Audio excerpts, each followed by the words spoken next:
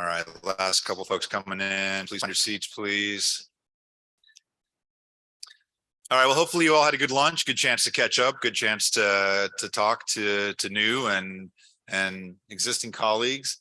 Hopefully our new presenters, looks like they passed the mustard test, so they're good to go. So you had to change your shirt? Okay, well, good thing we're all staying here. So, all right, well, we're going to continue the conversation about our CMEP and a little bit more about how other components of them integrate with this. And so for the next set of topics, we're going to talk specifically about risk assessment and compliance oversight plans, how we prioritize the activities that we do from risk assessment through mitigation and ultimately how things are rolled into our view of each registered entity as part of their compliance oversight plans, which importantly shapes a lot of the planning and prioritization about how, when, and whether we engage in specific monitoring engagements with entities.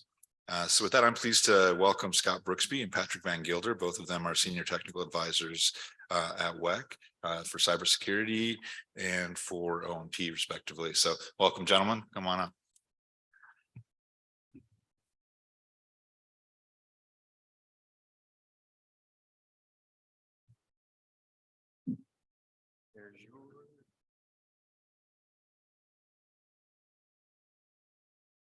All right, can you hear us? Okay, it sounds like that's on. All right, so as Steve introduced us, I'm Scott Brooksby. This is Patrick Van Gelder.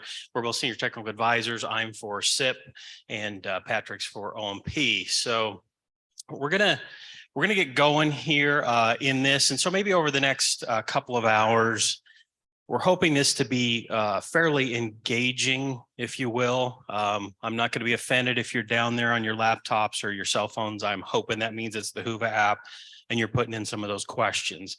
I saw you putting in some good hardball questions for internal controls. I hope that continues. Don't be shy. I'm not. I'll answer the questions that come at us. And I've asked Steve if any of these kind of pop up that he'll interject, so we don't have to. You don't have to just listen to Patrick and I for 90 minutes and then do 30 minutes of Q&A. I'm hoping this is a little bit more of a back and forth. So let's jump into this. Let's kind of talk about the risk assessment process at WEC.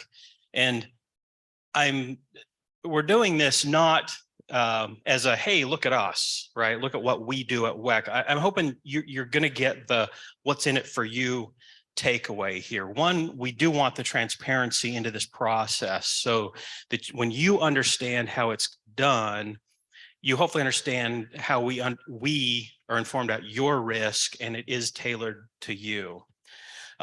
Through that, we're hoping that this gives you a better idea when you future engage with us, what data might be necessary or what might be looked for when assessing risk at your entity, or what might kind of trigger an engagement. And of course, I'll acknowledge that there's always room for improvement in this process. We don't ever want to stop that process. You're going to be part of that process improvement. So let's just jump into here. So going through the agenda, what we're going to talk about today. Now, this is not a huge deck. We're not putting a movie in front of you. We got basically 9 slides of real meat here. So this is, again, going to be more of a dialogue. So one, we're going to level set on what actually are COPS or compliance oversight plans, the noun. And then we're also want to talk about what does oversight planning mean as a verb. But one of the main agenda items we're going to get to here, and you saw it was even in the opener, is this idea of COP triggers. Now that, mind you, that's a pet name that we use inside of WEC. Basically, that means how does WEC know when it's time to create a new compliance oversight plan or to update your oversight planning. So obviously we have to have things that trigger and moves the ball forward. So we're going to talk about that. How do we, as your regulator, get data? We live and die by data, right? The internal controls that we talked about this morning is all about getting WEC the data so that we understand how you're performing. So we're going to talk about that. What steps do we go through to complete a COP? Now, again, this is back to some of the transparency I talked about, so that when you understand the process, in other words, if you know how a cake is baked, then you can maybe understand why you got a vanilla cake as opposed to when you thought you were going to get a chocolate or a whatever, right? So being engaged in the process is helpful. We're going to talk about then, what does that do for your oversight planning? How does that translate so that when you're talking to either an auditor audit, or you get a self-certification scope, or let's say we had to do a spot check or an investigation, whatever, you understand a little bit more of maybe how that translates. What is the benefit to you throughout this process? Chad's down here taking pictures, get my good side. So we also want to make sure it's beneficial, mutually beneficial here, so it's accurate. And then what is the review process? You're involved in this. So we're going to talk about that. How do you get engaged, right? There's kind of touch points we've got throughout the process where you're going to give us data, and then we're going to get data back from you and give you a chance to do draft commentary, that kind of thing, right? And I'm hoping I can even touch on a few of the questions you've already put in through registration and internal controls already today. So let's jump into this, and I'm going to level set with this. So what is a COP? The language I'm about to show you comes right from the NERC website. We have out there a COP FAQ document. This is a language where I've dissected it down here just to level set on this. Now, I know everybody here, or at least most of you probably, like, I know what a COP is, or I know what my COP is, that kind of thing. But let's talk about the language that's been put out for you. So first off, the COP is an entity-specific report consisting of entity-specific risks identified through analysis of both inherent risk assessment and performance considerations. I've highlighted a couple of these because I want us to key in on them. First is inherent risk assessment. If you don't know what that is basically the starting point. That is who your entity is fundamentally, that you cannot change or will not likely change in any significant degree, right? This is how many miles of transmission you are, how many megawatts of generation, how many BES cyber assets you have, how many personnel you provision access for, right? These are things that, again, can change, but they're going to change probably slowly. You're probably not going to double from one year to another, unless you're, of course, very small. But we'll talk about that. How does WEC get informed if you are maybe in a growth market, right? Maybe you've gone from a small solar to a medium impact solar, and you've done so very quickly. But that is where that's the starting point. How do we know where to start with your risk? Then performance considerations is all the things you're doing right, maybe sometimes wrong, but the things you're doing to affect your risk profile. What is your posture, right? So now we're getting into your internal controls, for example, right? We're getting into your compliance program. What do you do to protect those miles of transmission or those megawatts of generation or those BES cyber assets? It's all about what you do, not what you are. All right, more on this language. The report includes the NERC reliability standards associated with identified risk categories, interval of monitoring activities, and the type of CMEP tools that may be used for monitoring. Now, we're going to talk here today about pretty much everything in that sentence, but again, I'm going to key on this risk categories. For those of you who have gotten a new compliance oversight plan since maybe roughly about 2019, you saw in there these 13 risk categories. And you can also, if you haven't seen it, this is also part of that NERC FAQ on COPS out there. You can publicly see these. These are general buckets, if you will, umbrella statements of risk that the ERO has agreed upon. For example, one of my favorites is training. That's just simply the title of the risk category. It's all about the human performance side of your risk, right? We talk about human performance all the time. So are you keeping people trained? That is not a standard, if you will. Now, we do have SIP4 that talks about cybersecurity awareness. We have training aspects of OMP and SIP standards, but it is really more about that risk itself. It's not necessarily just training, that's my SIP4 program, right? You have to train people on your SIP7 controls for patch management. You have to train them on your SIP 6 controls for physical security.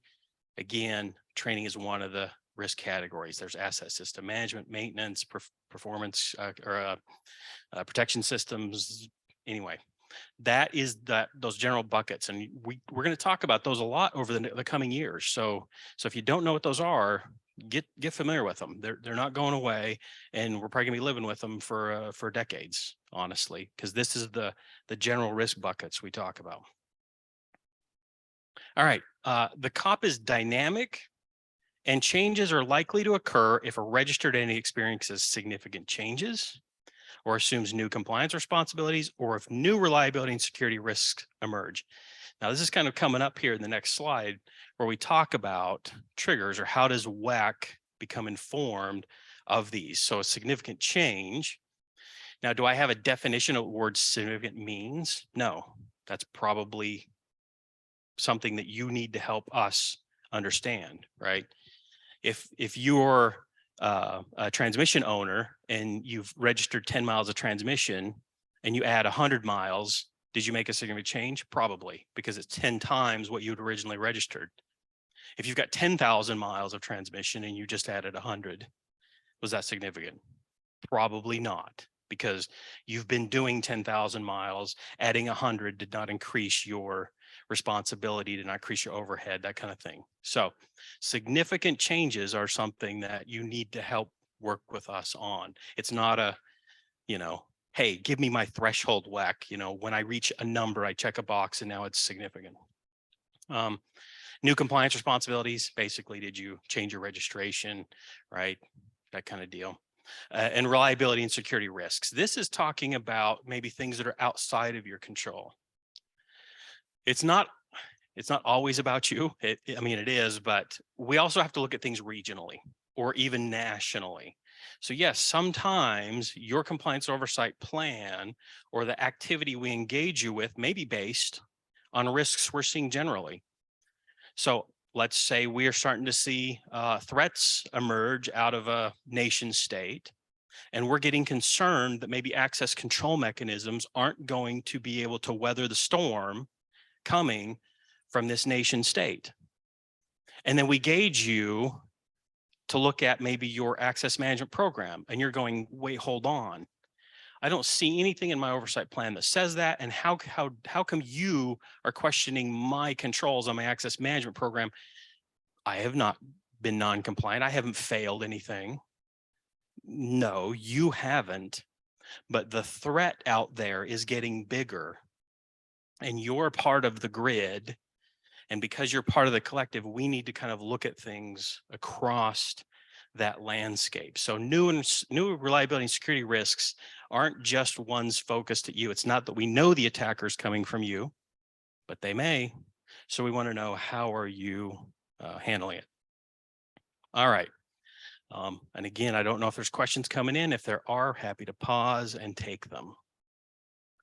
All right. So when to perform a COP refresh, or as I said, our kind of pet name in WEC is the term COP triggers. When do we trigger an update? All right.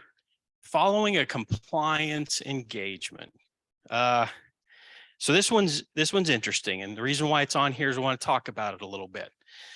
For those of you who certainly rules of procedure wise get audited every 3 years, you had for some time gotten used to WEC doing a compliance oversight plan probably about 6 months prior to a monitoring engagement, right?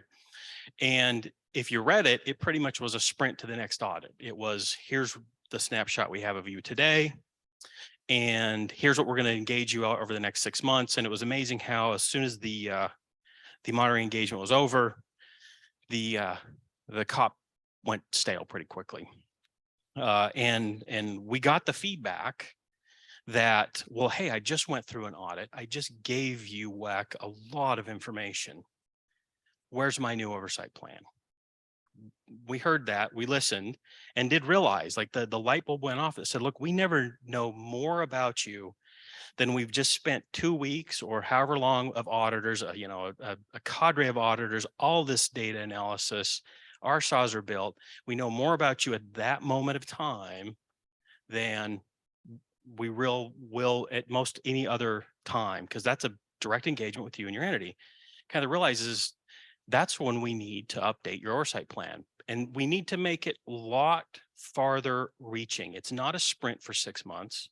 This is an oversight plan that should be engaged for 2 years, 3 years, however long that can go out there, possibly until yet another strong engagement. So it's kind of flipped the vernacular, I guess, if you will.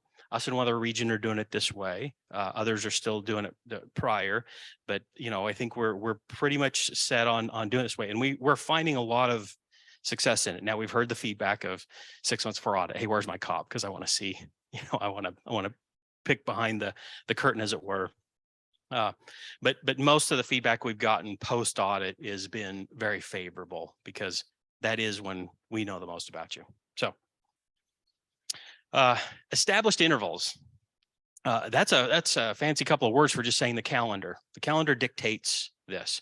So we track the age of all of your compliance oversight plans, whether it's your very small 25 megawatt generator or your a large entity. We don't want too much grass to grow under the COP. Now, mind you, for the smallest of entities, that can be quite a long time, but we're keeping a track on that to make sure that it doesn't get too stale, if you will. And so we keep an eye on the calendar to make sure that, at a certain point, we will trigger when it gets to a certain age, if you will. It's like maybe a cheese, if you will. It can get a little bit better with age, but at some point it just goes really bad, right? It's not as bad as milk, but we try to make sure it's right for you. All right. Registration footprint changes. I know Mark talked about this a bit this morning. Obviously, and it's like I said in the intro with what is the COP having significant changes.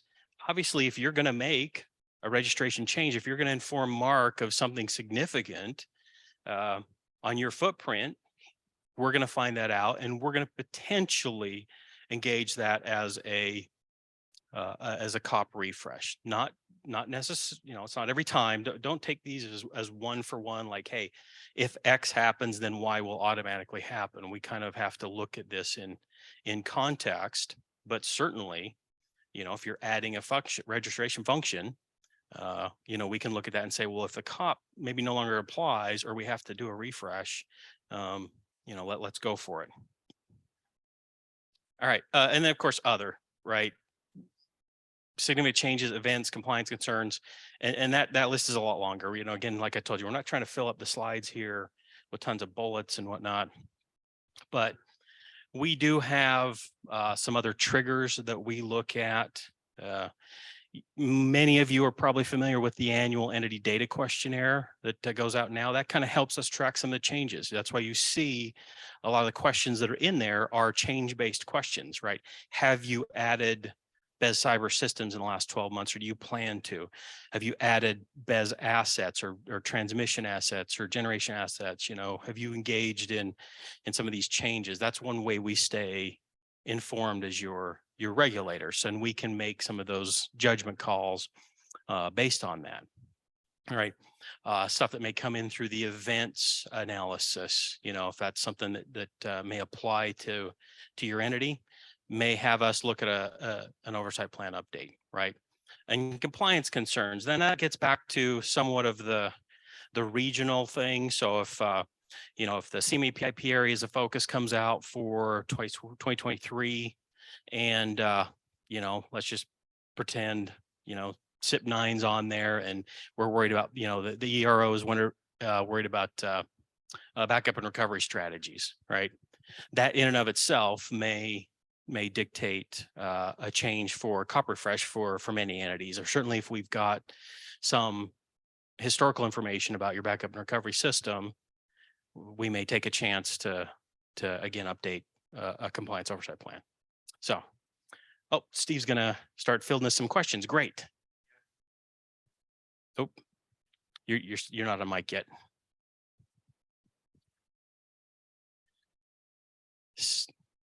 Oh, did we get him? I'm excited you guys are asking questions already. All right, we'll switch to this one. So I think it's just some, and I think you had a good example of your significant change example with the 100 miles of transmission. Mhm. So maybe you could elaborate a little bit more. And I guess the question was also asking, can somebody get it wrong? What if we get it wrong? So maybe a little bit about how the interaction occurs for us to find out. And Yep. And it's a great question because actually, for those of you who are familiar with the annual entity data questionnaire, we ask something to the effect in most questions: have you made any significant change like your BES cyber systems? And then out to the right, we've got a narrative column that kind of tries to explain that, BES cyber system changes are, if you've changed categorization or you've added a significant number of assets, or you've maybe migrated a major technology kind of thing. We are looking for you to make your professional judgment. We are not, and maybe we'll back up. So we call these things compliance oversight plans, right? That's because of the history. If I had my way, these would be risk oversight plans, right? Or risk management plans or something else. We're not, I'm a consummate risk professional. I believe in assessing risk. I love talking about risk. Compliance only gets you so far, right? This says reliability and security workshop. Compliance doesn't make a reliable and secure grid. It just doesn't, right? You have to be addressing the risk that's inherent in the system. So back to the question of what is significant, we are relying on your professional judgment. I'm not really worried about you getting it wrong. This isn't a gotcha game. Let's just take the annual data questionnaire. If you submit it and you say, no, I didn't make any significant changes for the 2022 year, 2 years from now, when we audit, they're not going to go, wait, in 2022, you added another high impact BES cyber system to your already 40 BES cyber systems. How come you answered that on your questionnaire? Sorry, it's not working that way. We're not in the gotcha game. We're hoping you'll make that judgment of, I think WEC would want to know this, and it would be material for them, and let them kind of make the decision. You also don't need to over-report. I've seen answers in some of these questionnaires where basically people are like, yeah, we keep patching our systems all year long. They're always changing. It's like, great, keep doing your job, and that's what we like. You don't need to tell us that. So use your judgment. This isn't a gotcha game. If you believe it's significant enough that you think your regulator should know about it, and maybe it would shape the next time we do an oversight plan, please feel free to kind of make that judgment call. Yeah, again, not a gotcha game. There's another couple of questions too, Scott, that I think, you mentioned the COPs are dynamic, and certainly they are, and they change in response to a lot of triggers. Yes. That doesn't mean that they're changing every week either. So it's not this like bouncing, like a stock ticker, if you will, that goes up and down over every day kind of a thing. So with that context in mind, that's maybe not readily apparent though from the outside looking in. So a couple questions kind of hit on that. There's somebody's asking about a national disaster triggering change in a COP could also trigger change in the standards. How do we approach that issue?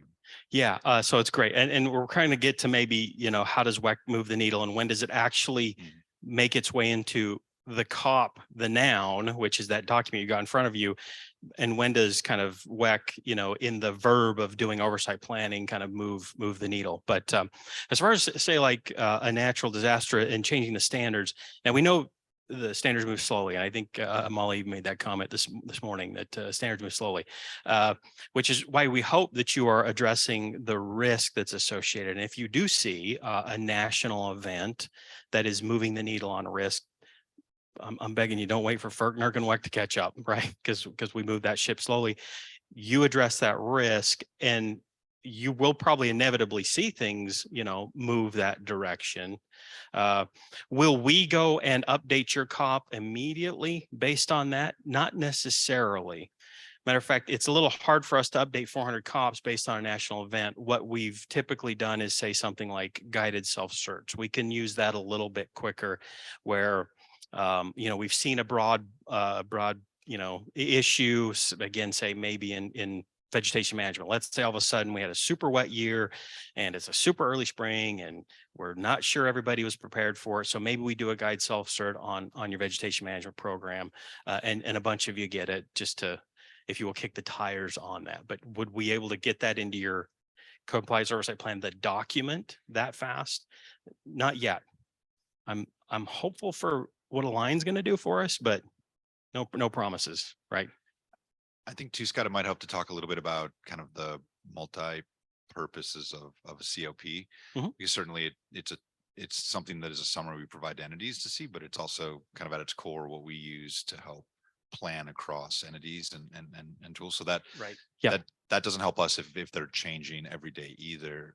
So I think that's led into it. But there's a couple just questions here, and Sure.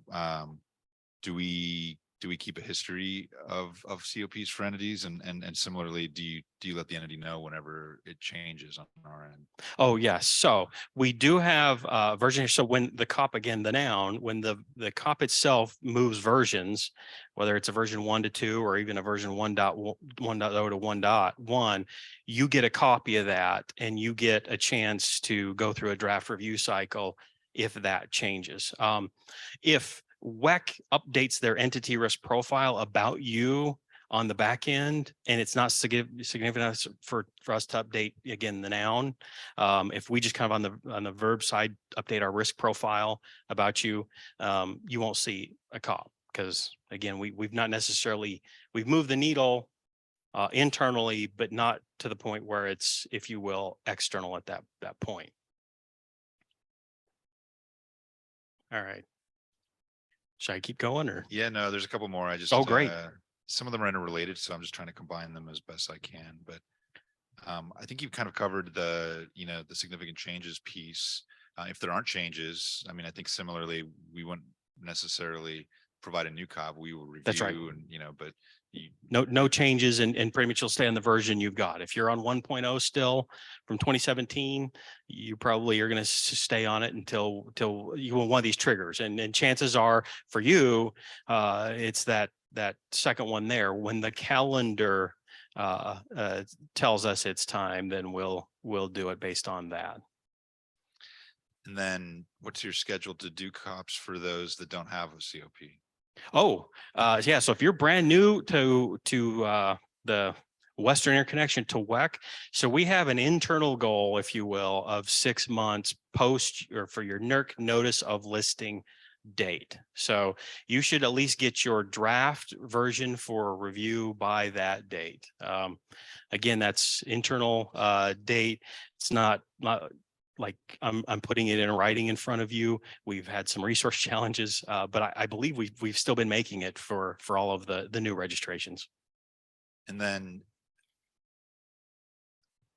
the answer is yes here. If a footprint change triggers a new, a footprint change would trigger a new IRA. That's true. That's what about you that changes. So if somebody, most likely, if it's a significant footprint change, sure. Like I say, you had 100 miles of transmission to already 10,000 miles, probably not, because we know you got this when it comes to your transmissions, systems. But certainly if that footprint change was something that materially changed. Oh, yeah. We would pretty much need to do an oversight plan update, because, let's say you added the BA function and you'd never had that before. One, we'd have Mark involved, because now that's a certification review. And then once you're certified to operate, now you go into operations. We're going to do a new oversight plan, because we now need to oversee a new BA.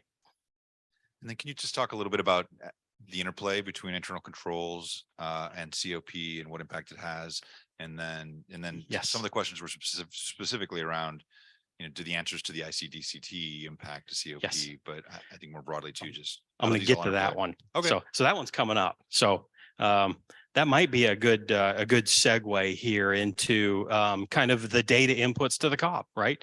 So at least in the cybersecurity world, we have a saying that information is like water.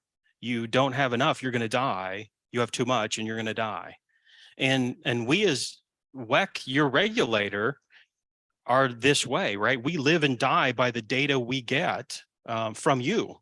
So if we have bad data, you're going to have a bad oversight plan, just flat out. And as you withhold data, you're going to then go, well, why is this over my oversight plan? This doesn't make any sense. I'm really good at this. Did you share it with WEC? No. Well, then how does WEC know to not put that in your oversight plan if you didn't share it, right? This kind of goes back to what was with Molly's was, are we required to do an internal controls evaluate or, assessment? We try to, or are we required to fill this out? No, but if you want WEC to be informed, it could be in your benefit. But let's talk about some of these. And internal controls, I think, is the last bullet on this slide. So we're going to get there. Registration questionnaire. So this kind of goes back to, so how do we become an informed regulator? Well, obviously, if you're brand new to the Western Interconnection, we don't have a compliance history for you. We don't have a relationship with you yet. So obviously we have to start that, right? We have to put you on the runway and we have to start sending you down, and hopefully get you taken off. So when you're working with Mark on the registration piece, he's going to send you a registration questionnaire. Shouldn't hopefully be too onerous, especially since we see it's mostly smaller entities that are registering. We give you the time you need to fill it out. Matter of fact, as soon as you pretty much notify us, I think we can get you that copy. And of course, it's on WEC's website, so you can start that runway anytime that you'd like. But it has a set of questions about basically who you are, and they're mostly inherent risk questions because, again, you don't really have a performance history. So it's more of let's establish what your inherent risk is. Now, the reason I put the evidence request tool on here is because on the cyber side, we've realized that that's a great tool. Let's build once and use many. So we're even sending that out to new registrations and having them fill out level 1 data in the ERT. We have found that is just an invaluable resource, not just for audit, but for informing risk, so that we understand how many personnel are you provisioning access for, how many contractors, how are you revoking access for them, right? How many BES assets do you have? What's their criteria, right? All of that kind of stuff is great information. And hey, if you're going to be filling it out someday for an audit, why not get you going early through the registration process? So we've adopted that. And if you look at the entity registration questionnaire, there's only like 4 other SIP questions you even have to answer once you've done the ERT. So we're big proponents of that on the SIP side. All right, compliance history. This one's probably no brainer. You probably know WEC's always been using this, right? You have non-compliance or lack of non-compliance. We use that as part of our understanding, helps us shape that, your PNC history, helps us understand what root causes you have, right? We look in there and look at the mitigation. I talked about training earlier as being a risk category. It's real easy to see through doing a root cause analysis from, say, 10 of your PNCs that, wow, look at this. They've got some real training issues. They got good procedures, but it seems like the root cause is always that Bob didn't know how to do his job, right? And they're always blaming Bob. Well, why didn't Bob know how to do his job? The mitigation isn't fire Bob. The mitigation is get Bob the knowledge, the knowledge he needs, because you've got knowledge-based errors going on in your PNC. So we look at that compliance history as one of our big data points. Makes sense. I think everybody's known that, but just, reiterating it. Monitoring engagements. I kind of beat this one already. Like I said, we know more about you at the end of that audit than we'll probably ever know about you in the cycle until we go to audit again. Because again, I sent a good number of SIP and OMP auditors to your doorstep for 2 weeks, and they collected a bunch of data, filled out a bunch of RSAs. What's a better snapshot than that, honestly? Correspondence. So this is this is just a broad umbrella of we talk to you, right? We send you the annual data questionnaire and we get it back, right? We may have a phone call with you and get it back. We may set up an interview and get it back, right? We have informal exchanges, if you will, all the time that kind of help inform WEC. And we're open to more of those, if you will. So if you want to, we have entities that reach out to us and say, you know what? We're not sure about this change we're going to do. Can we get on a conference call? And we get some SMEs together and we have a chat about it. It helps inform, back to a kind of metaphor of, is the needle moving? Event reports talked about this, and Patrick on the OMP side, they look at events, I think, more than we do on the SIP side because we don't see that many. So you can maybe talk to a little bit more about this, but the event analysis that you send in helps inform where the risks are, and we use those. Or we use them at your end. We're trying to get better about using them, regionally too, right? If we're starting to see like a lot of physical security attacks, does that mean that we need to be concerned about, say, SIP6, or do we just need to be concerned about physical security in general, that kind of thing? So trying to get better at using them more in a broad brush too, as opposed to just specifics. Tools. Obviously, you're giving data to WEC regularly through these tools, right? About your transmissions, your missed operations, your generation. Patrick talked about that better. Again, I'm a guy, I'm a cyber guy, so they know those tools better. But obviously, if you're sending data back, that helps us understand, update, who.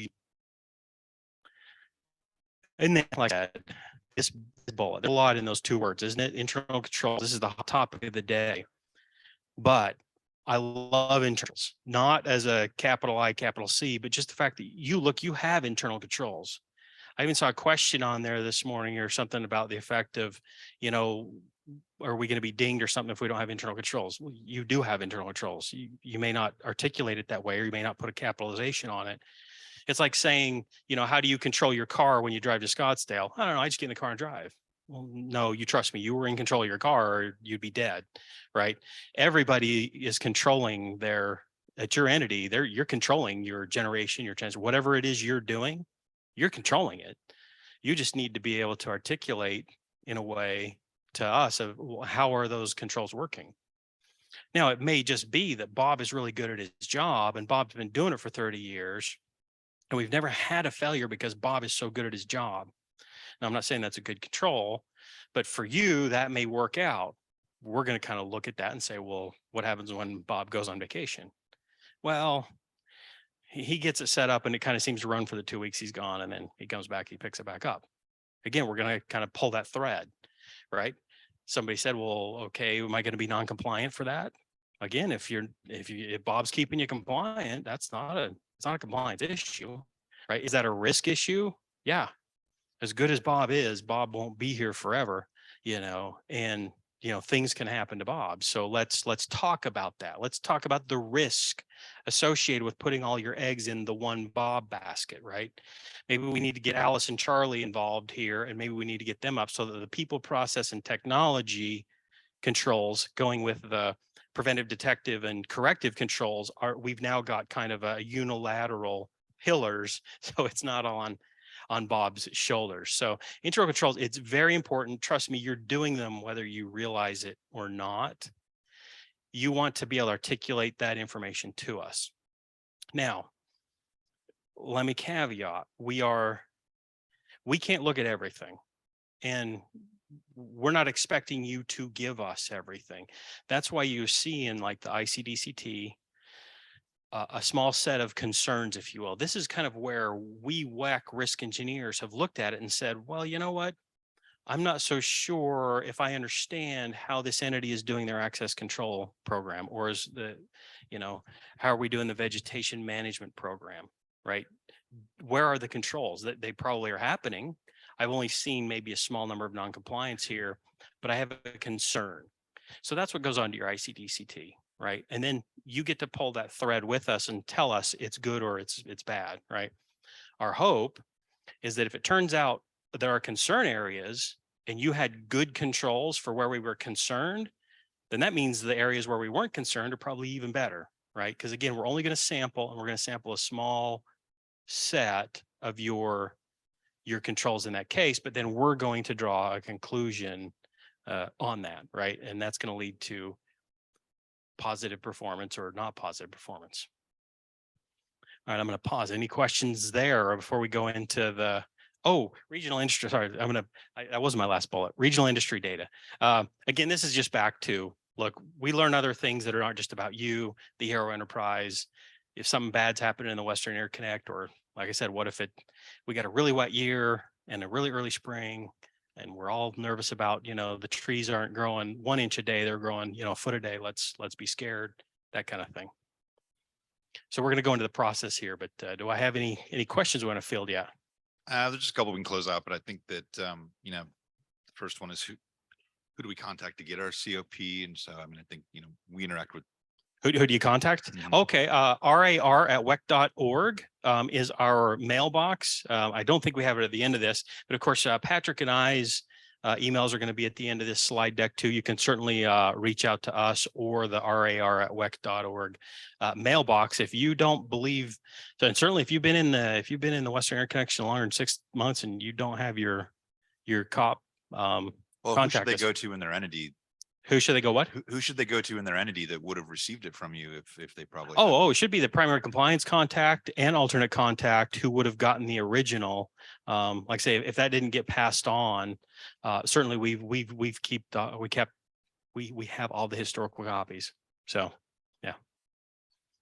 Oh, a couple just came in, but one is asking about the intervals and specific requirements and whether they're not included in a specific scope, but maybe that's an opportunity to speak more generally around kind of how those are used, because there's a distinction between us kind of outlining that interval and, kind of things that entities should focus on. And then, the idea that we still may develop scopes more inclusive or less inclusive of that based on. Sure. Yeah. And we're gonna probably get a little bit more into that, but obviously, like I say, I believe this should be like a risk oversight plan or risk management plan. It should be something to address risk, and we are trying to address risk. Ultimately, though, we still do technically have to give a set of standards that will or can and will be monitored by WEC. So we do have to tie those back. So let's say I am concerned about your training program.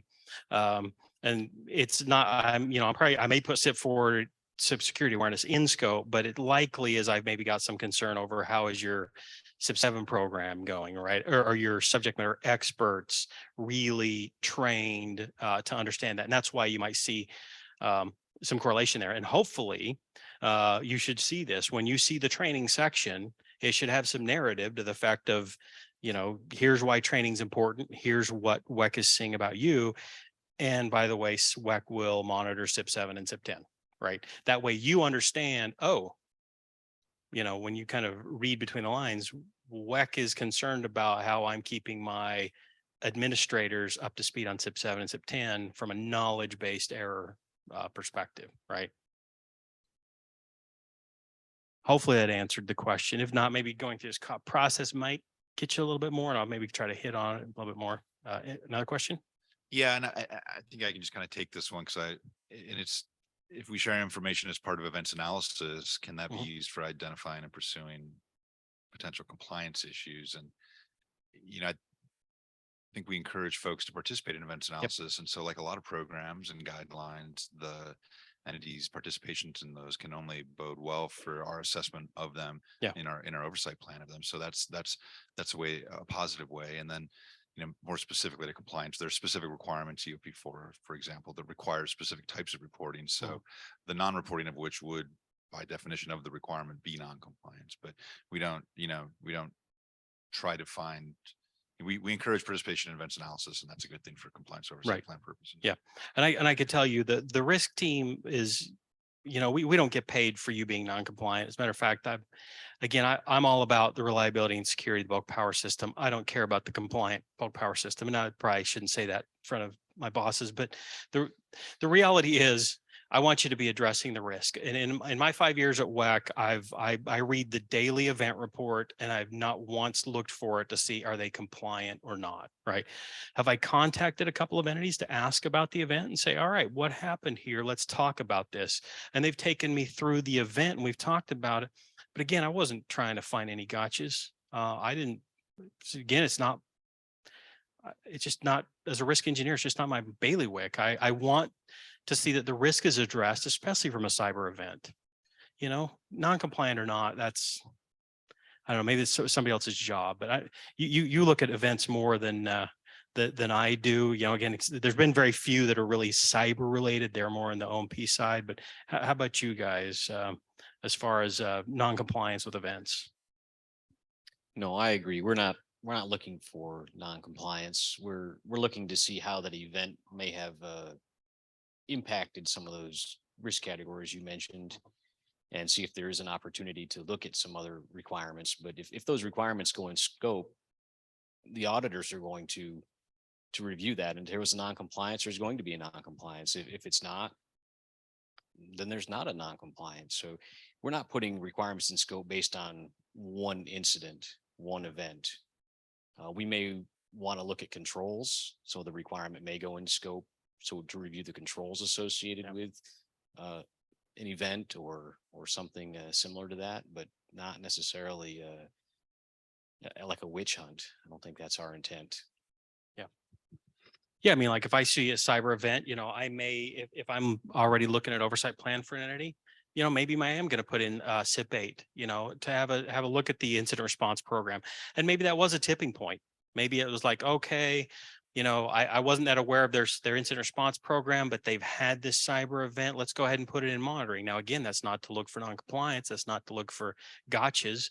We're not trying to find that there, but hey, the risk seems to be there. So let's go ahead and pull that thread. You, the entity, come back and show your incident response program is working well. And you know what, that's, I actually, I won't give you the example, but entity where I did contact them had an event, but it turned out their incident response program worked great. And the event was on the corporate side, but they reported out of abundance of caution. And you know what? Great, right? I didn't even need to pull the thread on SIP 8 after that, because it turns out it was working well. The event actually helped inform that it was working well, right? They actually had a real world example of this going good. So to me, that was a positive performance that they had there from an actual event, right? It kept it away from the BES systems, this event. So again, just throwing that out there. Any other questions before I kind of keep going here? Yeah, there's a couple here, and I just, Sure. and maybe I can answer some too, just to keep it smooth. But one question relates to the interplay between ICDCT and COP. So if the COP lists Yes. entity-specific risks and the ICDCT lists entity-specific risks and objectives, why not combine the risks and control objectives in the COP? Okay, so when you say and this is probably kind of back to what I mentioned, how when we're updating the COP or the trigger, you may be sitting on a little bit older COP, right? So you may have a COP from, and again, I'm using the COP, the noun and not the verb, right? So you may have one from 2019, and now you're getting audited in 2022, but the operational concern that is showing up in your ICDCT, you can't find that language in your COP. That's because we have done an internal kind of review of all the COP data that we have leading up to generating your scope. And the concern has kind of popped out there. And we want to pull the thread. Again, it's not that we're saying we know you, the entity, are bad at this. It is, we have a concern. So in your ICDCT, so I don't want you to take that operational concern to mean WEC knows you're doing bad. No, this is a concern that WEC has. And let's say I put in there your incident response program or something to that effective, right? I have a concern of, ability to respond to a cyber event. You may not find that in your COP language from 2019, but that's because we're getting ready to do that COP refresh post your monitoring engagement. And so as we pull the thread on that concern, it may turn out to be a realized concern, or it may not. You may put the issue to bed, and 6 months post audit, you'll get your draft COP and you'll be like, oh, look at that. We don't have any SIP 8 in our language in here, but they had a concern about it. And when I look on my monitoring table in Appendix B, I don't see SIP 8 in there. Well, that's because you addressed the concern, right? Your controls were mature enough for your level of organization that we were good with it, right? And we put that issue to bed. And that's where I think somebody asked earlier, can you prove that you're reducing scopes based on internal controls? Well, that's how we prove it, right? When we get the data that says the control is effective or mature. Is this me giving the feedback? Hey. Wow, we're picking up something from somewhere. But did we cut the mic? Nope. Okay. So that's where you get the benefit, is we pull the thread on that operational concern. And if your controls are considered mature, the risk engineer is almost likely to drop it from a next round of monitoring. Now, admittedly, if your COP is going to go out 6-8 years, it may still show, SIP may show up, but hey, you're not going to be monitored for another, time interval. So, and that's the other thing is it may be a time based too. You may still see SIP in your program, but maybe not at next audit. So, kind of deal. Then there's a question about whether entities that are being asked to complete risk and COP questions are given consideration for when they're requested during the audit time frame. And the short answer is yes. There's coordination to ensure that we're trying not to overlap entities with these things. But if somebody thinks that there is, or that they need more time for something, we always encourage folks to connect with us and have that discussion. But we do try to coordinate. There's two that are kind of related. Can you just speak a little bit about how the risks considered for monitoring impact a scope, or how the COP feeds into the scope, and do we rely on that solely to address in scope standards? And I think I'd ask you also in response to kind of go beyond that word scope, because something might still be quote in scope, but and I think this is some of the feedback off of the old COPs. I'll just call them that, right? The old ones that I call the sprint to audit. You got it 6 months before audit. It had a table in there that said this is going to be audited, and here's a table. Here's going to be self-certified, right? You knew exactly what's going to happen 6 months from now. But the funny thing was after you got through audit, you didn't know what was going to happen because you didn't have a new COP. Right now we're doing a post audit, but what we're giving you is an Appendix B, which is here is a table of the requirements and standards the WEC is going to monitor. Right now, I know the frustration for you is but I don't know what's going to be an audit. I don't know what's going to be self-certified. Understandable. We've agreed with the ERO Enterprise. That's how we're going to do it. So yes, you're going to have to kind of look through that. You might have to dig through some of the language. We try to leave a few breadcrumbs in there, if you will. The training section says SIP 7, SIP 10 will be monitored. You can pretty much take that at face value. We're going to do something about it. May be considered for monitoring. You can start reading that, that's maybe be on a lighter schedule. Or if WEC tells you you should self-monitor, chances are you're not even going to see that in Appendix B, because now we're relying on you to do it. We try to leave some of those breadcrumbs working within the COP template framework that the ERO has adopted, but we try to help you maybe understand that through the wording. Steve? There's two more. Just what if entities disagree with the risks you find? What kind of interaction is done to come to agreement? Beautiful. Patrick's got a slide on that, but yes, we do have feedback cycles built in, and we want to open that for discussion. Now, we do get the final say. Sorry to pull the regulator card, but we do get the final say. If you're just like, no, we disagree, but you can't prove it or give this evidence, we have the right to go ahead and keep something in your compliance oversight plan. But we don't really use that card very often or at all. We do really try to keep this collaborative, have feedback cycles in there. And if you fundamentally disagree with something we've got in there and you're prepared to give us the artifacts to stand by it, look, the risk engineers, again, we're not in the gotcha game and we don't get paid for risks. I'm not on a stipend where Steve doesn't go, hey, you found, X risks, we'll give you a bonus. No, that's not how it works. So we're not here to, again, play the gotcha game. If you disagree with the risk, let us know, prove it, and great, we'll change your oversight plan. So. Yeah, and remembering that we developed this in large part to articulate how we see the entities amongst each other, to help assess our own resources going forward and addressing risk. But the last one I have, and then you can move on here, is just about your example with Bob. But the more I look at it, I think it's a good point. It's what if that's all we have is Bob? So okay, and that's a good point. Like if you only have a single control and you're a small enough entity, and what Bob is relying on, he just does his job. That's good. Okay, I mean, we are still going to note that as being a risk. Like I say, it's not a non-compliance. You're not non-compliant. Bob's doing a great job. He keeps doing it. And sometimes your cost benefit analysis may just leave you with just that. Look, we just have to rely on Bob. He's not going to retire for at least another 10 years. We'll figure it out by then. Like, okay, Are we going to give you we're going to give you a mature control? No. We're going to note this as ad hoc, which means it's stood up by one person, whatever, but we'll acknowledge that that's the risk it is. And we'll weigh it in the size of your inherent risk. Remember what I said is we start with inherent risk. And I say I start with, and I'm about to negate what I just said, but we start with inherent risk. And if you are a low risk entity and Bob is good enough, then we'll call it good enough too, right? If you're a high impact entity with 10,000 employees and millions of dollars of budget, and you've got a critical system over here that stood up by Bob, we're probably not going to call that great. But again, we're going to weigh it within where you're at.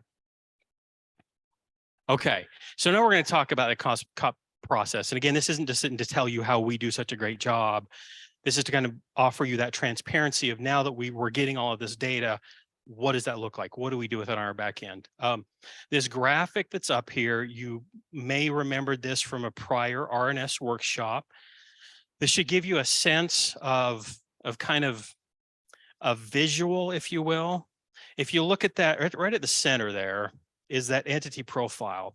Just take that as kind of this enigmatic cloud of this is what we know about you. So WEC has a profile about you, right? Just like your credit card company, your credit score company has an idea of what kind of a credit customer you are. We have this at least concept of an entity profile, what we know about you. And around the center of that is that compliance oversight plan, right? That document that you've got is somewhat of a credit report of what does WEC know about you, and here's your credit report with your credit score, if you will.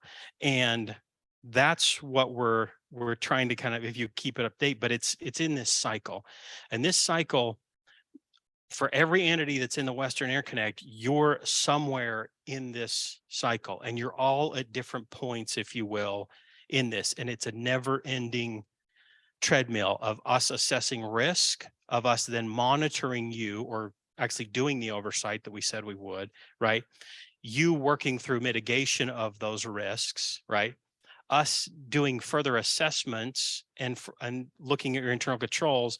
And all of these are keeping you on this kind of forever update of who you are. And again, just like your credit company, every time you do financial transactions, there goes an update to your score and whatnot. And again, they're all just kind of little micro transactions that add up to, what is your credit score, right? That's kind of what WEC is attempting to do, if you will. So, so with that, and I've kind of maybe beat this a little bit to death, but we have this entity data questionnaire. It's one of those kind of major points where we try to stay informed about your changes, what you're doing.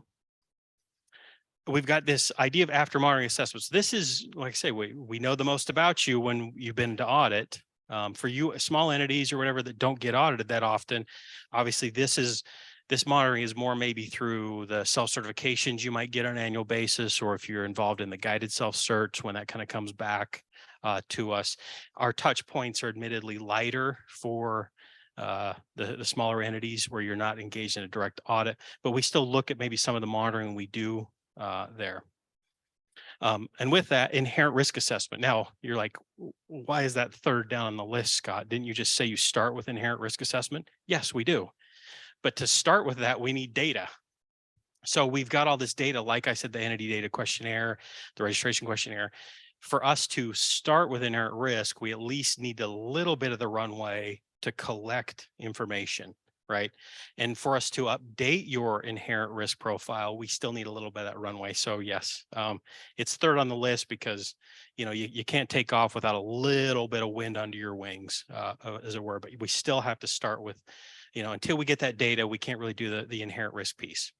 From there, we go through that risk category. So I told you about the 13 risk categories. Once we know your inherent risk, we then apply the performance data we have about you, again, all the data inputs we've been talking about, and we start to look where the risk is teasing out. I've been using training as one. I'll use another one, asset system management and maintenance, right? This is a big one for the SIP side.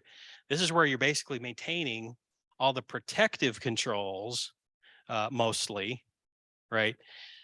in your system.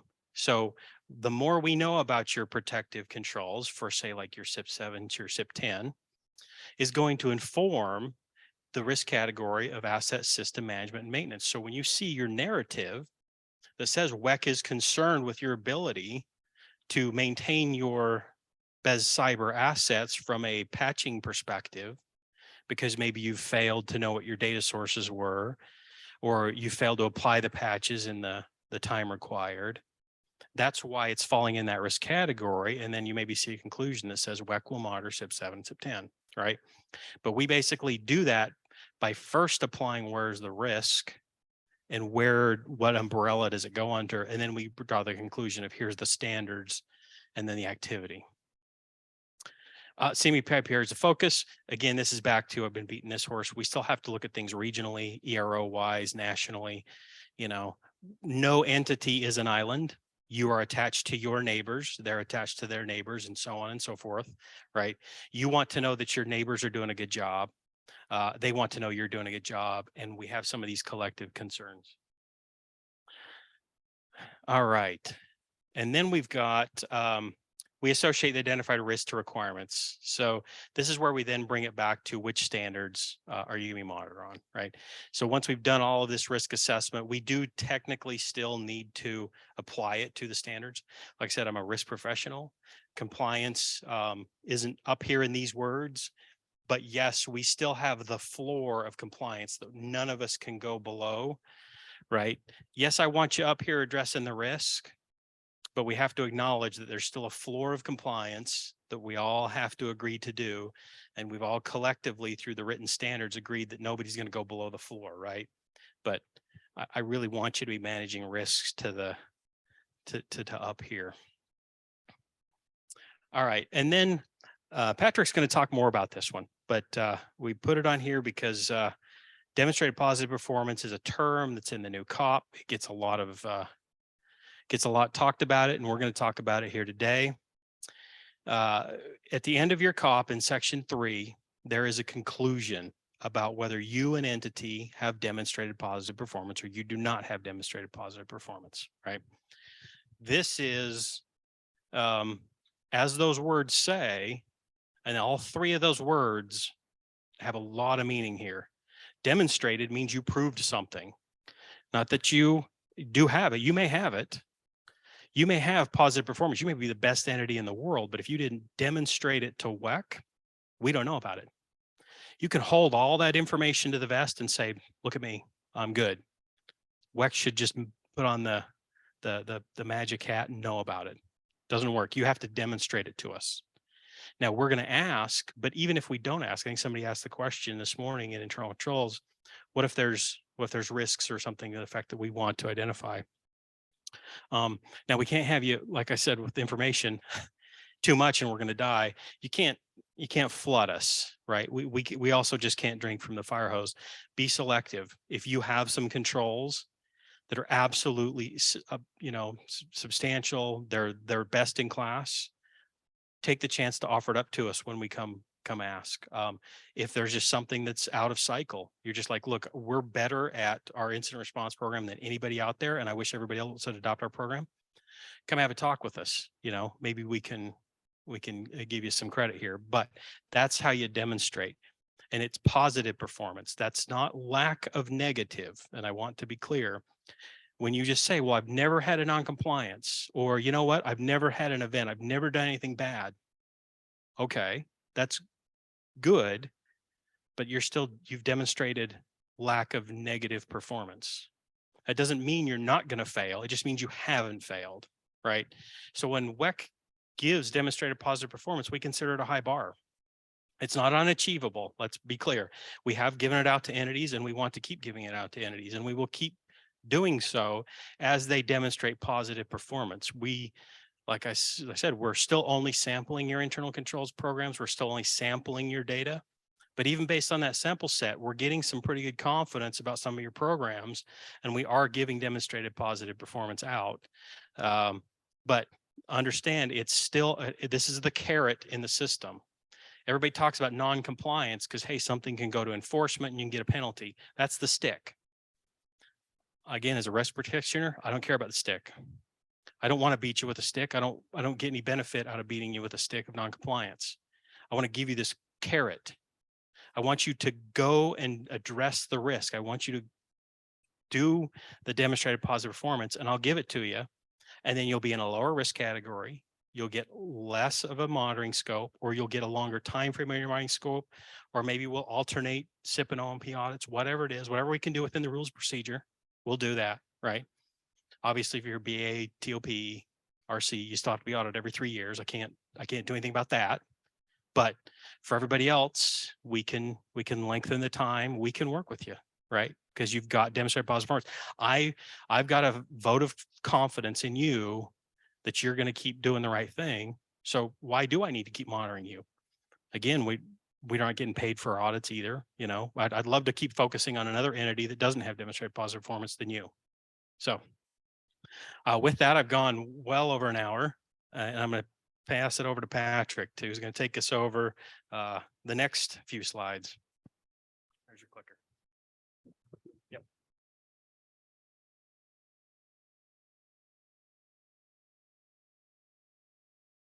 By the way, do we have any questions at that point? Just keep going. Okay. Thanks, Scott.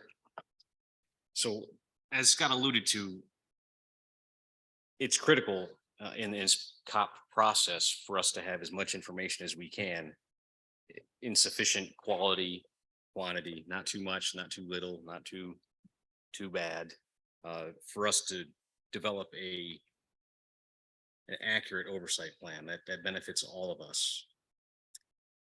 So one of the things we start with, like Scott said, is we have to identify the residual risk for the entity. And this is where we look at those miles of transmission. We look at the megawatts of generation, the megawatts of load, the impact rating criteria, and we compare that to the risk factor criteria. This is a ERO-wide information, and the risk engineers determine if you're a high, medium, or low risk based on that static criteria. So this is the beginning. We can adjust that rating with professional judgment. Rarely is that done. So we really don't do that often. Kind of stick with what the criteria is.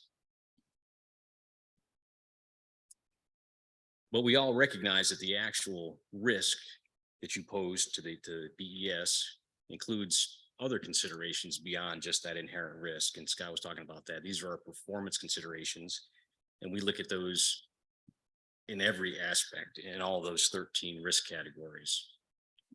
So we review and assess the available data inputs, and then we summarize those for each one of those risk categories, give you a idea of where our thought process is that each entity falls for each one of those risk categories.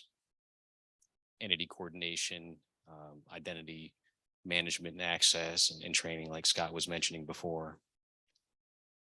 These observations are associated with risk identified in that risk category. So each one of those risk categories has a generic risk statement, but we're trying to be a little more specific towards what this specific entity,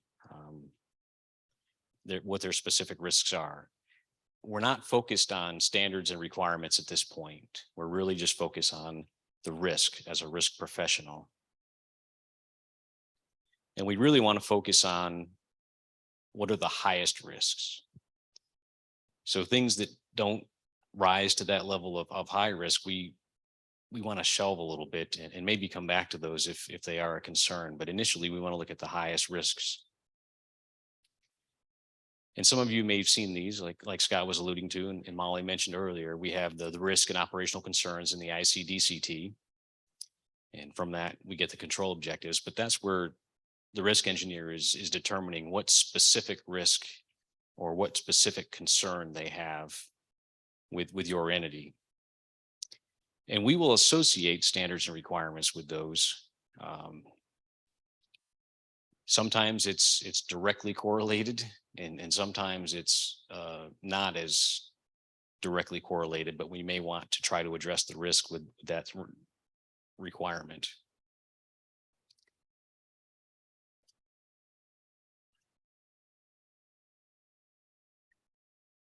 And when we want to look at some of those things that aren't necessarily compliance concerns, we want to have opportunities for controls review. So we all know compliance with the standards is required and may satisfy some of the risks identified, but that's not all the risks that we want to address.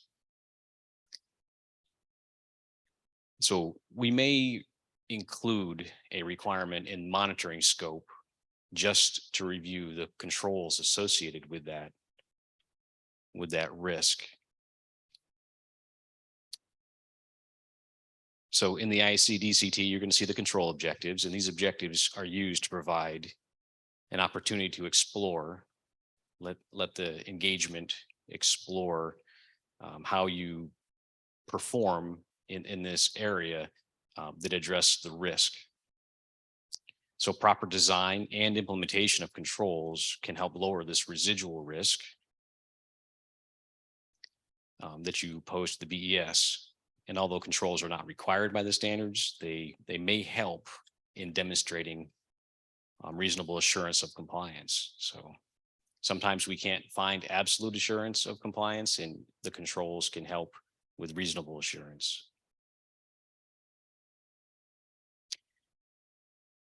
Additionally, risk engineers will include controls review when determining demonstrated positive performance. We'll talk a little more about that shortly. So the monitoring tools, we have several available to us. The risk engineers will propose the appropriate monitoring tools for each requirement that we've identified for those highest risks. The higher the risk, typically the most rigorous evidence reviews we want, like an audit for very high risk requirements or very high risk concerns. Things that may have lesser concerns, we could do a self-certification. So it's the amount of rigorous evidence review if we have that compliance concern. And then we can add the controls reviews to determine the proper design and implementation. If they're properly designed and implemented, this can help reduce that residual risk that we're interested in. So the oversight planning team will propose a compliance audit for requirements associated with the highest risks. Spot checks kind of have the same level of rigor as an audit, but we typically don't plan those out. We reserve those for emerging risks, maybe in between compliance oversight plans, something that pops up, maybe an event related one. If we don't perform a COP, but we still want to have a pretty decent, rigorous review of the evidence.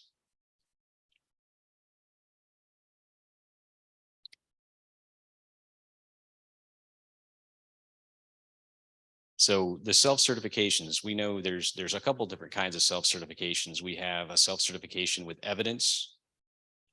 It might not be as rigorous as an audit, but we may want to review some documentation to determine if it is compliant.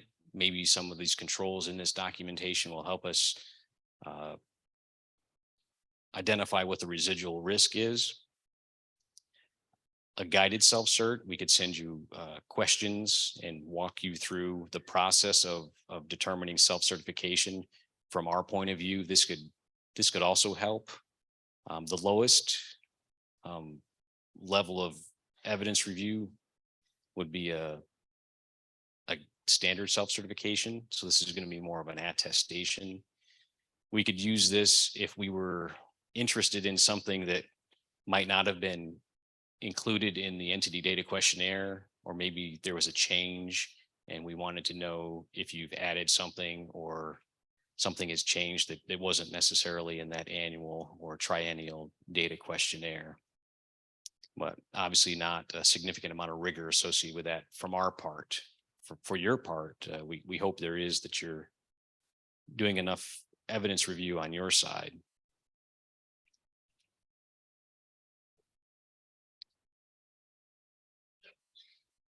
So through this application of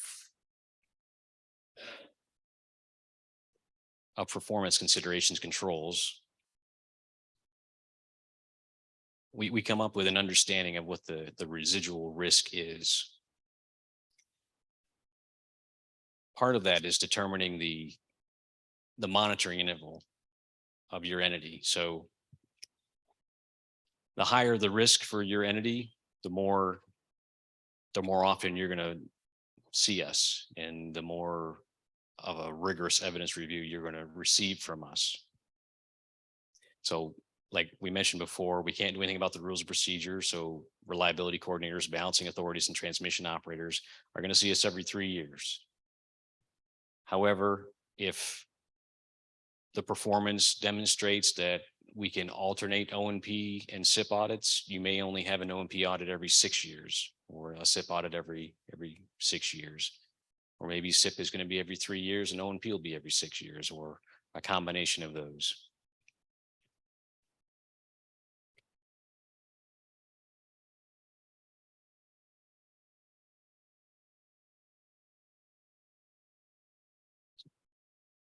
So we've seen this slide before, and this is talking about our oversight strategy, and an entity is going to fall in one of these 6 categories. So initially, based on our inherent risk, an entity is going to fall in categories 1, 3, or 5. So category 1 is a strategy of monitoring you once every 1 to 3 years. And category 3 is once every 3 to 5 years. And category 5 is once every 5 to 7 years. So this is before we determine whether there's demonstrated positive performance. And the demonstrated positive performance is going to get you to jump 1 oversight strategy down. I mean, really, really good demonstrated positive performance can't get you to jump two oversight categories or more. So categories 1 and 2 are higher risk entities, with 1 being without demonstrated positive performance, and category 2 is with demonstrated positive performance. And it adjusts by about a year every time. So the green ones you see on this are the moderate inherent risk entities. Typically, reliability coordinators, balancing authorities, and transmission operators will be in the higher risk, but they could be a moderate risk. And if they have demonstrated positive performance, they could actually be a category 4, which would give them a 4 to 6 year interval. But we know that's not going to happen because the rules of procedure says you have to be monitored every 3 years. But there are transmission operators out there that are in category 3 right now. So this helps us adjust our overall strategy from the WEC side to plan, like Scott says, who's going to get a seat on the bus next year? What entities are we concerned about auditing in 2024? 2023 is already set. So we're looking down the road trying to, shuffle everybody up, and we only have a certain number of resources to monitor entities. So this helps us with that planning. So demonstrated positive performance.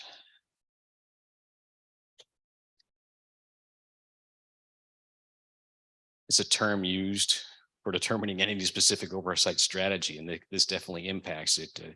The oversight planning team will assess the results of all of these inputs: compliance engagements, recommendations, areas, concerns, positive observations, audit findings. We will look at evaluations of the controls that have been done, the effectiveness of their implementation, and general feedback during this after monitoring assessment. This general feedback we get from the audit teams and from anybody else that has an engagement with you, whether it's enforcement or us doing this COP process, it shows the entity's transparency and commitment to reliability. We don't want an excessive amount of data, and we don't need entities to overwhelm us, but we do appreciate it when things are offered, when the evidence is provided and other controls are provided. very organized and complete. So some of that helps when we look at the overall culture of the entity. And if it's very good, then that can definitely help reduce the residual risk of everything.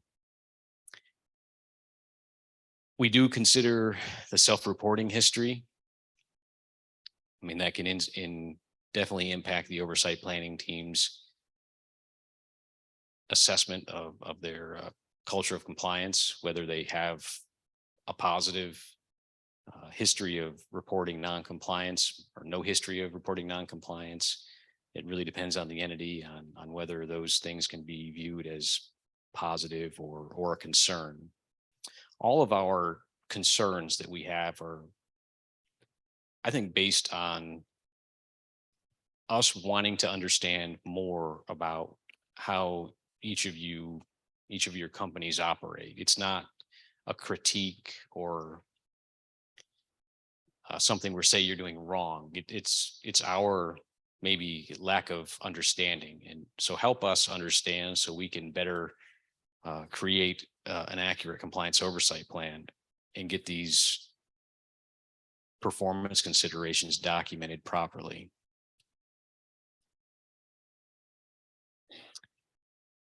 So an entity would need to have strong performance among most of the performance considerations.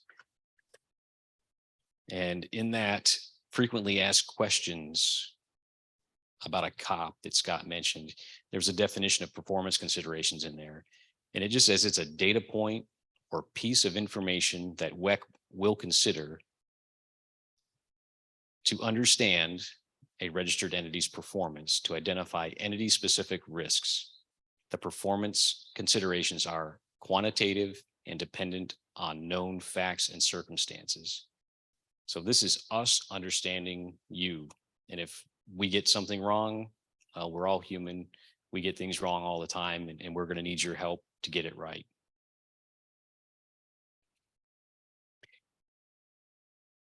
So the oversight planning team will assess an entity's compliance, performance, controls, effectiveness, and overall culture of compliance associated with the performance considerations for each of those 13 risk categories. This may reveal that certain programs within your organization may not be performing as well as other parts of your organization. As a recovering auditor, we've been to places where maybe the operations training team was doing a great job and the protection and control team was not doing as great of a job. So that helps us understand maybe certain aspects of the organization that may have been siloed or not sharing information or just very different mini cultures inside the entity that maybe we need to focus in a certain area and not the overall, the entity. And this can help us better focus our monitoring strategy.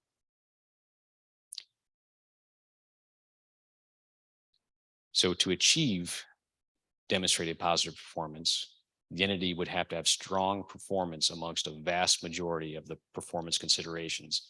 And it states that right in that frequently asked questions guide for the COP. Vast majority is certainly not a defined term, and it's been debated quite a bit by the regions and NERC. It certainly means more than 50%, but it is still subjective. But the intent was that demonstrated positive performance is a high bar, and that would indicate that an organization has implemented the best practices in a majority of their programs.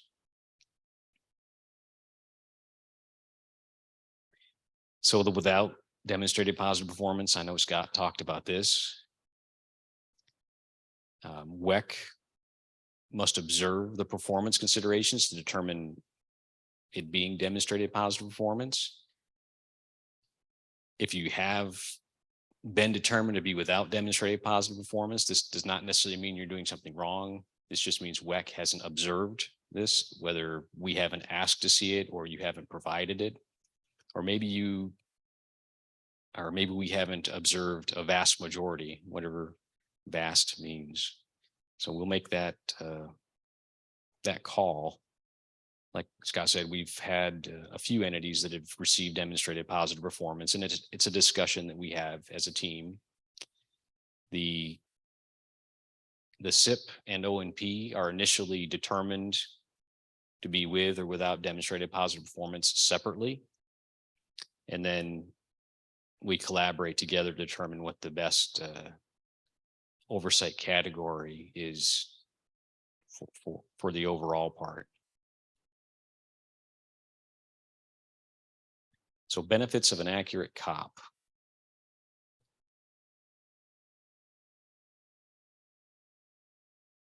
So one benefit of an accurate COP is it helps us understand interconnection challenges. Every time I have an interaction with entities, whether it was as an auditor or on the risk team, we're constantly learning new things, changes in our interconnection. I mean, our grid is constantly changing. There's a lot of new things happening with renewables and cybersecurity threats. So we are continuously learning also, and we need you really to teach us and help us understand some things that we might not be aware of. So when we collaborate with you and other WEC teams, because we do discuss things with other WEC teams, the monitoring teams, they're involved in a different way, and the enforcement teams is involved in a different way. We get a better understanding of the current and potential challenges in our interconnection. We further understand challenges that impact the Western interconnection, and specific, could be specific challenges to geographical regions, like we discussed with the rain. You know, if that's really not going to impact every region the same amount. So if you're in the Pacific Northwest and it rains a lot, we're probably going to be a little more focused on vegetation management than we would be in other regions.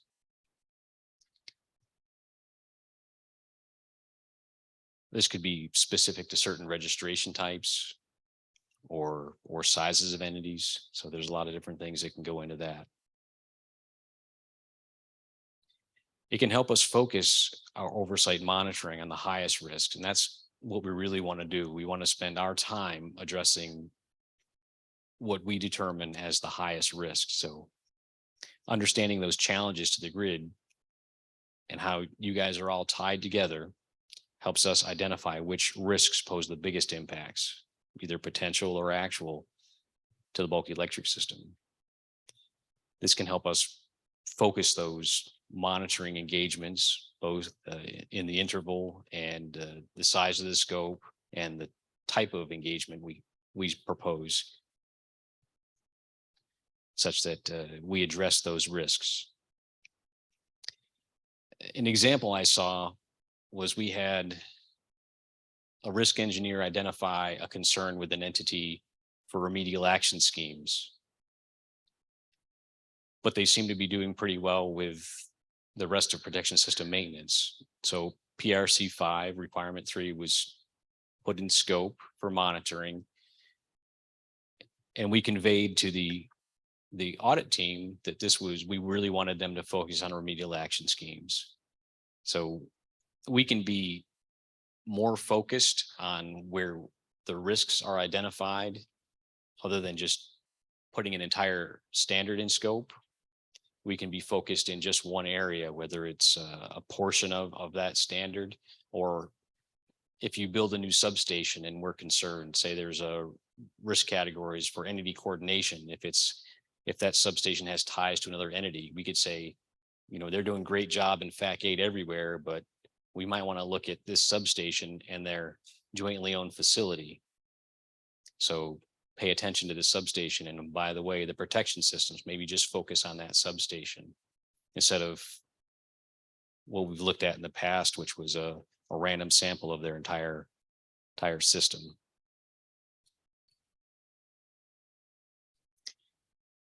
And it can definitely help us reduce our efforts on the lowest risk. Spending time addressing lower risk,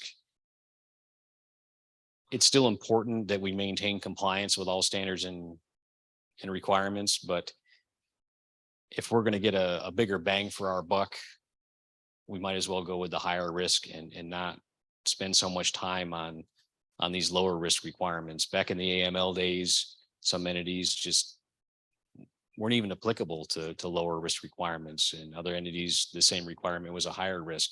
This allows us to focus a lot better. So we could have reduced monitoring intervals. We could have a reduced scope, or we could change the rigor of evidence review, say from a self-certification with evidence to maybe just an attestation for lower risk, trying to reduce the burden for all of us. And it helps focus our controls review. So the COP includes considerations for controls review associated with identified risk. The oversight planning team, we assess those controls and determine their effectiveness. So we get the ICD-CT back and we look at where those controls are. We look at past mitigation or past audits or past internal controls reviews and try to determine an effectiveness of that control. That assessment can influence the proposed monitoring scope. So this is why we do the scope following the audit, because that's following the controls review. And it's really not following the audit. It's really just a long time before the next audit. So it's always a pre or post audit because we're on that wheel.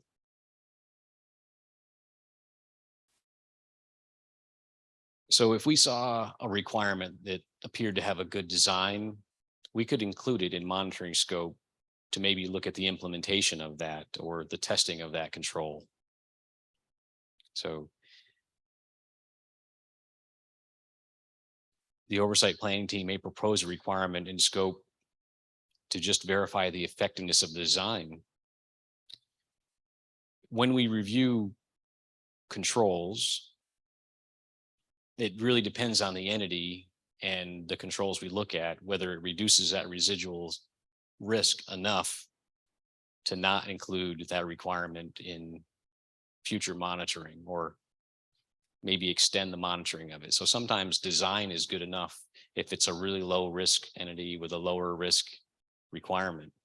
Higher risk entity may have to have a higher bar. Maybe you have to see the implementation of it and testing of it, and it still may not be enough. It's a judgment call at that point. So an example of good controls affecting the audit, I was part of an audit not too long ago where Fact 3 requirement 6, which is, we heard about that this morning, vegetation inspections, was in audit scope, but we didn't require the entity to provide any records. We did not do a sample and provide any records because their history of controls that we've reviewed and their history in compliance and their monitoring history all demonstrated to us that they were doing a good job. So the initial evidence they provided and the controls reviews we did with them during the engagement were sufficient for us. And what that helped us do was understand, almost close the book on our understanding of their vegetation management program, their controls, design, and implementation. And next time they might not have a Fact 3 requirement in scope.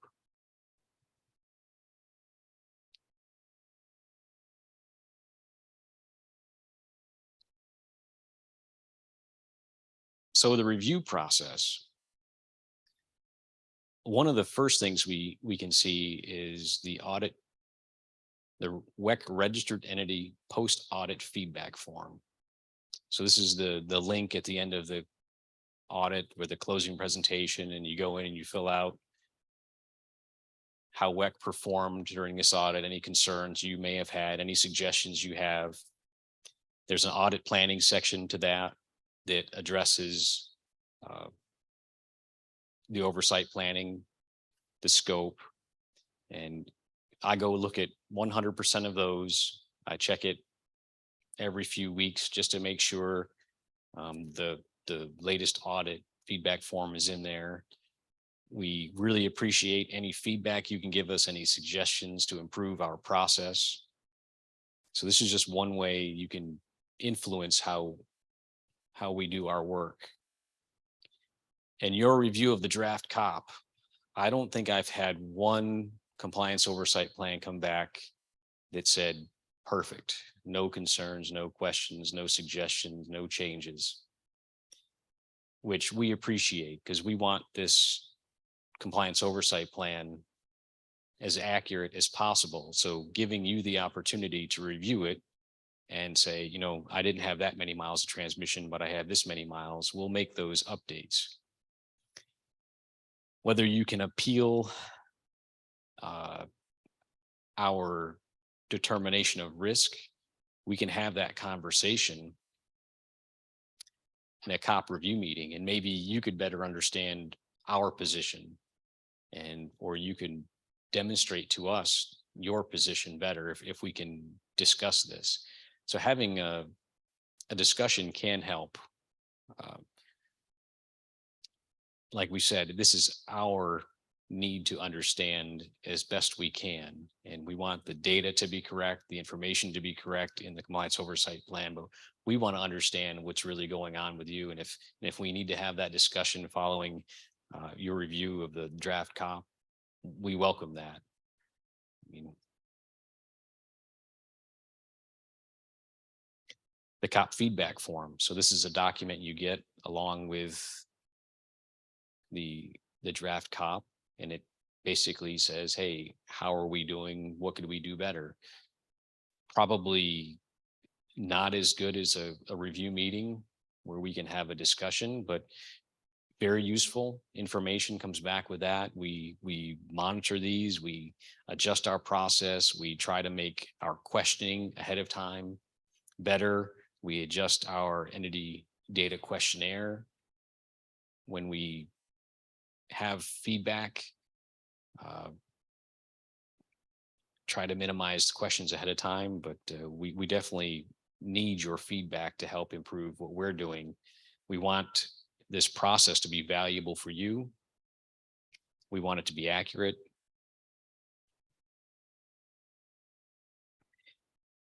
And there are other avenues of reviewing our process. So we do have a delegation agreement with NERC to perform some of these duties, and performing a compliance oversight plan is one of those things.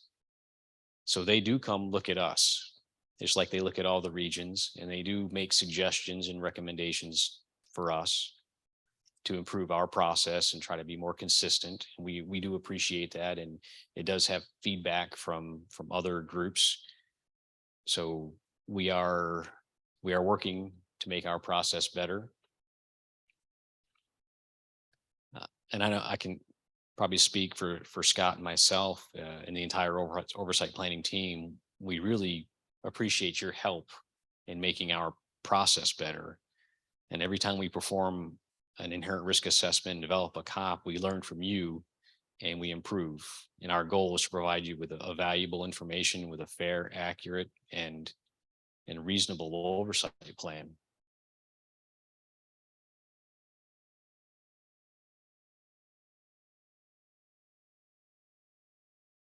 All right, Steve, more questions? Uh-oh. Oh, boy, he's getting up for these. You could hear me though, right? I don't have to redo all that? Yeah, I'll go prepare. That's right. All right, I thought I'd come up here. I think there was some trouble hearing me earlier, so I thought I'd come and address some of the questions. I'm going to acknowledge that I don't think we're going to get through all of them just because there's a lot of them. So what this demonstrates to me is that this is an area that we have opportunity, I think, to do some more outreach for. And so we'll take these together. But before I get into some of the questions, I wanted to outline a little bit, I guess, about kind of some of the broader philosophy behind compliance oversight plan and where it fits in. I've had the opportunity to be close to this for a long time, and hopefully some of this can cover some of the questions. There's a lot of them in here, so I'm just going to try to provide a broad overview of some of the whys for this. But if you remember what we talked about this morning, one of the foundational obligations that we have in exercising our regulator function is to ensure that we're doing it in a manner that fulfills professional standards, and a really central part of that is understanding an entity. And remember, the WEC has 400 plus different registered entities, so it really matters to us that we're critical in our thinking about who we engage with, how we engage with them, what are the things that we look at them for. And so it just happens to be that for better or worse, the compliance oversight plan is the tool and the name of the tool that we chose to help fulfill parts of that. But in support of where we're trying to ensure that we're viewed as one CMEP to all of you, and understanding how all of these components work together, the COP is central in a lot of those different interactions. And so there's interactions from monitoring that are before monitoring engagement even starts, discussions with the risk team and the oversight planning team, and it informs how things are scoped. It informs how and whether within that scope there's a need to do a more robust set of evidence review and sampling, or if we already understand things about folks, whether there's an opportunity to focus things on more programmatic levels of things. And then it also informs how, when, who, and where we may do a self-certification for somebody, or a guided self-certification with somebody, which is just a self-certification, but we ask more questions as part of our RFI process to ask for some evidence to substantiate some of the answers that you provide. And I understand that there's a lot of question about demonstrated positive performance, and I think that these gentlemen did a great job of trying to distinguish that without demonstrated positive performance doesn't mean that you are not a positive performer, but that in the context of what we know about you and our obligation to understand the entity and to prioritize across, we may not have that, but we're endeavoring to give more where we can, as Patrick indicated. So let me just address a couple quick questions related to that. Is the EO enterprise considering changes to positive performance language? Well, not specifically. I think that what's happening is that conversations across the EO enterprise are occurring with acknowledgement toward, how entities may receive or hear or view what without positive performance indicates. So we're cognizant of that. We're sensitive to that, and those discussions are occurring to try to see where we can give better output. And then to Patrick's strategy, the oversight strategy graphic, where you gave your 6 oversight strategy, the questioner indicated that they've seen that before, but has any entity been allowed a period outside of the 3-year window, or is that a future goal? And I just say briefly that the distinction here is that where an entity is a reliability coordinator, a transmission operator, or a balancing authority, there's a requirement that was confirmed this year through FERC's orders that indeed those must have an audit every 3 years. Where the compliance oversight plan then comes in is it helps make the distinction about not only what's in scope, but as I just indicated, how we act within that scope. And then there's also some flexibility with respect to whether that might be on-site or off-site. So the answer is, with respect to those entities, it's still going to be 3 years. But if they're not in that, categorization of RC, TOP, or BA, then certainly there are some in that category that will extend 4 or 5, et cetera. But again, I'd invite folks to not view it as a simple matter of whether I'm audited every 4 years or every 5 years or every 2 years or every 3 years, because there's so much more built into that than just whether you're audited. It's also what you're audited for, how you're audited, kind of all those things within that scope. But let me turn this over to both of you gentlemen. This is the highest rated question so far. The inputs listed would not capture when an entity matures or stands up an internal risk and internal controls program. So how would WEC become apprised of something like that? That's a great question, because and I think if there's one takeaway I want you to take from this last couple hours is we're only as good as the data we've got, right? So bad in, bad out, right? And that's why I don't want you to take this as, oh, we presented you this risk assessment process, it's foolproof, and you should just take it as it is, right? No, you are absolutely 95% of this, right? You give us good data. We don't have a method, if you will, to ping you when you're your system changes. I've heard feedback from entities of like, well, why didn't you? I just asked, right? The annual entity data questionnaire is really somewhat of our attempt on an annual basis to true up. Have you made any changes? And so hopefully you'll take that opportunity.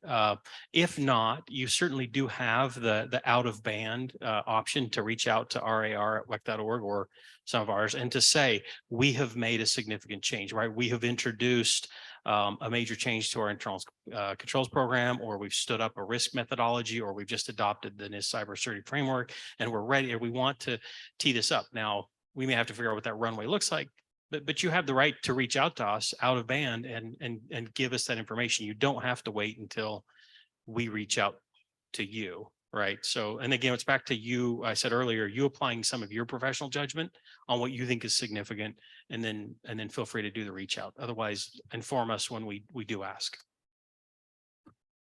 Great. And the next one is related again to self-certifications, but the question is, how do we, or do we use the COP to pick entities for guided self-certifications? And how does an entity, or how can an entity determine if they're at a higher risk for a guided self-certification? Yeah, so guided self-cert, that's one of those ones we've had, we've kind of had to work on. Like I said, I'm not saying this is a perfect process. I think our original intent with guided self-certs was that they would be more selective. I think we've realized that this is more of a broader based tool for maybe the ERO or the Western Interconnect type issues. So, you know, facility ratings, that's rising to the top. And we basically have had to then build a guide and then select those entities from a risk-based perspective that we think that best applies to. So that one, the guided self-cert is more of a broad brush in that perspective. Obviously, self-cert itself is the broadest brush, right? We just send this out to you on an annual basis. You self-cert, right? You go in and click it in the system, right?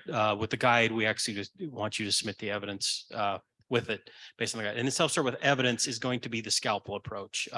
If and when we start doing, or as we do these self-cert with evidence, these are going to be more fine-tuned. That's when we have a reason to come and ask for a specific set of evidence for a specific reason. And of course, we'll communicate that to you within the self-cert with evidence piece. So. Great. And can you elaborate on the evidence request tool and how does that influence the COP? Elaborate on what? The evidence request tool. Oh, the evidence request tool. So that one is, we're using that for a couple fold. Obviously, as I alluded to, we send that out with the registration questionnaire. So if you're brand new to the Western Interconnection, then obviously that helps us learn from the SIP perspective, how many BES cyber assets you have, how many personnel. So it kind of gets the wheels churning so we can do inherent risk assessment. As far as once you're in the gate and you've done an audit and you've submitted the evidence request tool, that updates so many factors for us cybersecurity professionals, right? In the past, and you may, since I think Mark alluded to the turnover in the PCCs, but in the past, we had some questionnaires we'd send out with some very basic questions. How many ICCP connections do you have? How many BES cyber systems do you have? It was about 20 questions and they were all at the highest level. And we used that to shape our understanding of you. The ERT takes that to a whole new level. I now have all of your BES cyber systems. Typically, I've got an asset list now. I understand where they're located, which, you know, if there's regional concerns, if they're in a high traffic area, that kind of thing. I now have how many personnel you're giving access to, how many people you're getting turnover in an audit cycle. And again, these aren't punitive. I don't want you to take this. Now WEC understands what's your landscape. Do you have 10 employees or do you have 10,000 employees? That sure is a big difference when it comes to what your access management program looks like, or your access revocation program.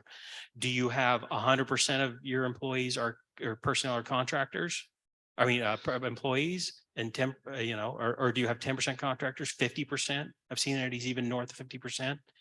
Again, not punitive, but it helps me understand, where do I need to focus? Maybe I'm going to focus your personnel risk assessment a little differently if I understand that these are people outside of your control. Maybe instead of your internal process, it's going to be, how are you monitoring your third-party service provider who's giving you these personnel, right? Again, don't take the ERT as punitive on the COP. It's informative, and it's, like I say, good data in, good data out. The ERT has been a lot of good data, trust me. Great. And this next question, I think, goes to my heart because, you know, I've often said can we please stop having things that are capitalized and just call them what they are? And, that gets to what I talked about earlier. Our obligation under standards to understand an entity, and we've named it the compliance oversight plan. But hopefully, at a higher level, you can see that it's really part of our obligation to understand the entity and to help inform our work. And so while there's a lot of a detail that we've built, at its core, it's about helping us do our work by helping us to focus the right resources on the right places at the right time. But can you define what performance considerations are? The term is capitalized, so it sounds like a formal definition or set of criteria. And how do those relate to positive performance? Yeah, sure. So performance considerations, actually, I don't know if it's even formally capitalized, but we do capitalize it in the ERO. So we do have a set of performance consideration. I think it might even be, I think it might be listed somewhere out there on the NERC website. I'm not sure it's in the FAQ or not, but right now there are 9 performance considerations. Generation, transmission, I can't remember them all. Internal controls is one of them. Culture compliance. Again, there's 9 of them. We've agreed across the ERO to these 9 performance considerations, and we're continually debating them. But this is what goes into our tools. So we use these as the basis. So again, internal controls is the soup du jour of the day, right? So this is what we keep talking about. That is one of our 9 internal, or one of our performance considerations, capital P, capital C, that we use to then shape what is your oversight plan. So the more we know about your internal controls program, the more it factors into that one particular performance consideration, right? And then like your generation transmission systems or transmission or whatever, all those, when we stack all 9 of those together. So what we do is we stack all 9 of those together and we put it against each one of the 13 risk categories. That's how we start building out this process, if you will, so that when you get your COP, the noun, as it were, you can read in there and say, oh, training, one of the risk categories has 9 performance considerations stacked behind it that the risk engineers have assessed to then do the verb of oversight planning, me, the entity, right? So maybe that was confusing, but yes, it is formalized. The point is our risk engineers, we use the term professional judgment a lot, by the way. We do want to give our risk engineers professional judgment, but we also want to keep them in guardrails. So all this we're talking about risk categories for us is those guardrails the ERO has set so that risk engineers aren't just going off in left field and going, I don't like this entity, so I'm going to throw everything I got at them. No, you have to stay in the guardrails. If the risk is present, we can put into oversight planning and do so. If it's not, we don't. Great. And I'll just finish with this one is, can the interaction between the risk team and audit teams be expanded on? Are the risk and controls discussion that start with the risk team communicated to the audit team? Yes. Yes. Does the audit team provide observations back to the risk team during and after audit? Yes. After there is some during potentially, but yeah, we actually do have formal touch points to bring these risks to the audit team so they understand them, they understand what the concerns are, and they actually have a review period to actually opine on those. They may give us back information, we may shape those together, then they take it to audit and then they bring it back to us through the after monitoring assessment and then formally discuss how the concerns were addressed. So yes, it's very, very formalized actually. And one of the things that we're continuing to work on and discuss is ways to enhance that even more. Yeah. Again, it goes to that, we don't do what we do for the sake of finding non-compliance. We don't do what we do just to assess the standards in a vacuum. We do what we do to support reliability and security by seeking to understand how well you support, identify, and mitigate your risks to security and reliability. So you'll see continued evolution on that front. It's trying to I stole this from somebody recently, and it's trying to find more connections, not make more dots, but that's really what we're trying to do. But thanks for all the questions there. Like I said, this is clear to me that we certainly have a lot of interest in this topic, and we will endeavor to have continued outreach on this. We'll take the questions that we weren't able to get to as well to try to fold that into some continued outreach so that we address it more in the future. And with that, we're going to transition. We are going to be back outside again for another networking break. There's going to be baked goods, coffee, sodas, a lot of sugar, so we can get through the rest of the day. So please go out and avail yourselves of that. We will see you back here at 3:20. So we'll start again at 3:20. Thank you. Thanks. Thank you. No, appreciate you fielding all those questions.